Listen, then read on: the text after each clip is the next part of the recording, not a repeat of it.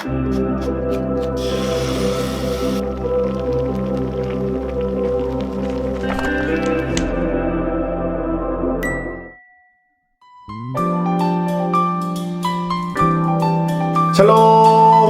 네, 반갑습니다. 네, 오늘은 스가랴서 13장, 어제 12장에 이어서 예수님에 관한 예언이 계속 이어지잖아요. 네. 그 내용적으로도 바로 연결이 되어 있어서 1절에 등장하는 그날, 바로 12장의 그날과 동일합니다. 네.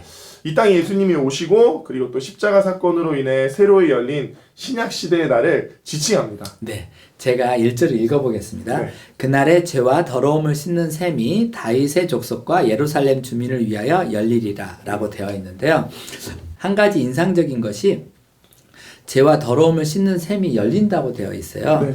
이건 당연히 예수님의 십자가 사건으로 가능한 거겠죠. 네네. 앞장 10절에서도 보았듯이 은총과 강구하는 심령을 부어주리니 그들이 그 찌른 바 그를 바라보고 그를 위하여 애통하기를 이라고 되어 있잖아요. 네. 조금 표현이 직접적이지만 예수님의 옆구리가 실제 찔림으로 죄와 더러움을 씻는 셈이 열리게 되었잖아요. 네. 그러니까 스가랴 선지자에게 임한 영이 어쩌면 샘이 열린다는 것이 예수님의 옆구리가 찔림으로 인한 것이라는 걸 좀 더 직접적으로 표현하고 싶었는지도 모르겠네요. 구약의 율법 시대에는 제사장이 지성소에 들어가기 전에 노수로 된 대야에 손을 씻어야만 자신의 죄가 사해졌잖아요. 네. 근데 이제는 죄와 더러움을 씻는 셈이 열렸으니 얼마나 감사한지요. 네. 또 이 셈은 성령의 생수, 성령의 은혜를 상징한다고도 볼 수 있을 것 같아요. 우리의 죄를 사해 주시는 그리스도의 보혈을 믿게 해주시니까요. 네, 그렇습니다. 그리고 나서 2절부터 이 땅의 우상 숭배가 끊어지고 거짓 선지자와 더러운 귀신이 떠나가게 되는데요. 네. 거짓 예언을 할 시에는 심지어 그 부모라도 칼로 그를 죽일 것이라는 내용이 이야기되고 있는데 좀 무서워요. 무서운 내용이지만 신약 시대에는 이미 진리의 말씀이 밝히 계시되어 있기 때문에 가족과 같이 아주 가까운 사이일지라도 미워할 수 있다고 그런 내용이겠죠? 네, 그럴 것 같아요. 또 4절을 보면요. 그날에 선지자들이 예언할 때 그 환상을 각기 부끄러워할 것이며 사람을 속이려고 털옷도 입지 아니할 것이며 라고 되어 있어요.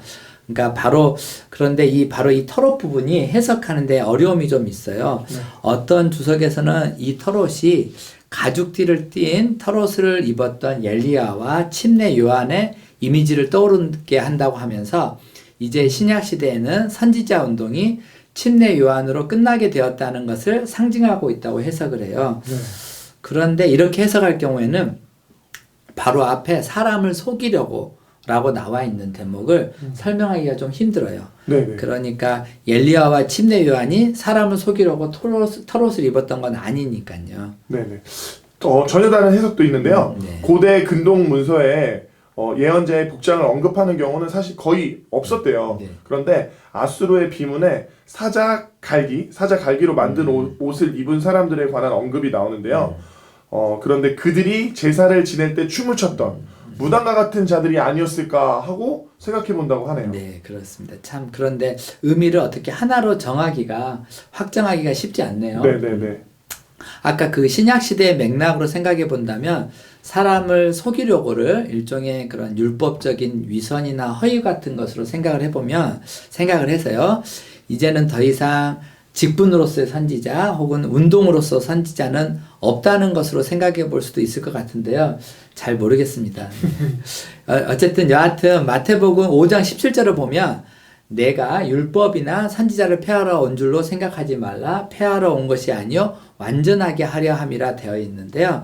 그러니까 이걸 보더라도 예수님이 오신 신약 시대에 새로이 정립해야 될 두 가지 중요한 개념이, 그러니까 물론 당연히 그때 당시의 유대인들한테 중요했던 개념일 텐데요.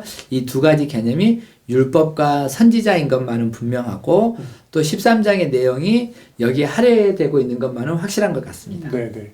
6절 말씀을 보면 어떤 사람이 그에게 묻기를 내 두 팔 사이에 있는 상처는 어찌 됨이냐 하며 대답하기를 이는 나의 친구의 집에서 받은 상처라 하리라 라고 이렇게 나와 있는데요. 네.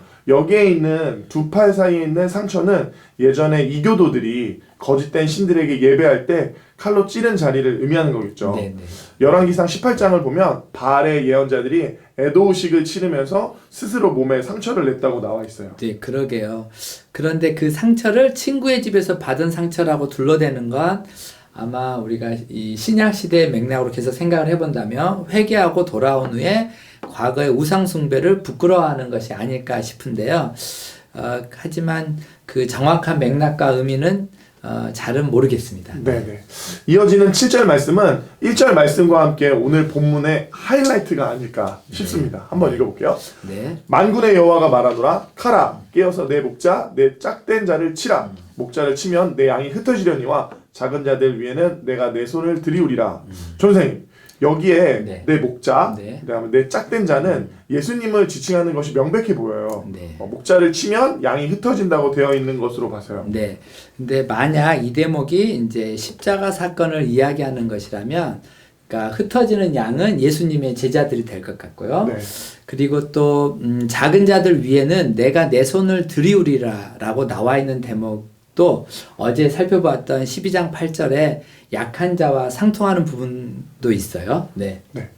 어제 본문에서 그 약한 자가 그날에는 다 깎겠고 라는 약속의 말씀을 주셨잖아요. 네. 오늘 본문은 작은 자들과 미천한 자들, 곧 신약시대의 성도들에게 보호하시는 손을 들이우겠다는 약속으로 이해할 수 있을 것 같습니다. 네. 그런데 이제 7절에 하나님이 칼아 깨어서 내 목자를 치라 하신 걸로 봐서는 메시아의 순환은 하나님께서 작정하신 일이 분명한 것 같습니다. 그렇다면 8절에 나오는 남는 자 3분의 1은 성도들을 가리킬 것 같은데요.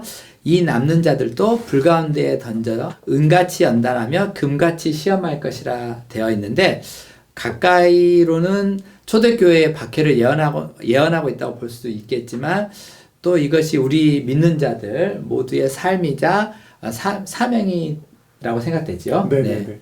오늘은 모호하게 표현되어 있어서 예언의 내용이 명확하지 않은 부분이 많았었는데요. 사랑하는 성도님들 개인적으로도 연구해 보시고 말씀 묵상하시면서 선생님께서 보여주시는 그림이 있지 않을까 싶습니다. 네, 스가랴 묵상 가운데 더 말씀으로 승리하시는 오늘 하루가 되시기를 축복합니다. 축복합니다. 감사합니다. 감사합니다.